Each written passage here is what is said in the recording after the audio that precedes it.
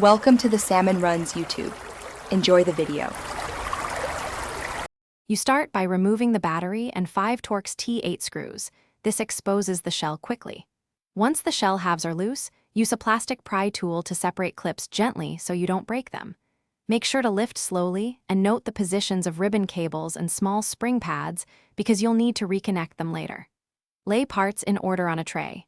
This immediate attention prevents lost pieces and speeds the rest of the replacement. You now access the joystick module by removing the plastic faceplate and any retaining clips. Once visible, disconnect the small ribbon or plug from the main board. Using tweezers, gently lift the module from its socket, avoid bending pins. Inspect the new joystick and match its orientation to the original. This ensures correct axis mapping.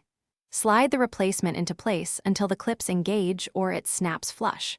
If it feels misaligned, don't force it. Realign and try again. You're finishing up. Reconnect the ribbon cable and reposition the tiny springs over the buttons, then close the shell carefully so nothing pinches. Reinstall all 5 Torx screws to maintain proper tension. Once powered, test the joystick in the console's controller test or Windows game controller tool to verify full range and no drift. If you see issues, make sure connectors are fully seated and the module isn't rotated. If necessary, swap the replacement module. Some third-party parts vary in pin spacing. Thanks for watching. Consider subscribing if we helped you.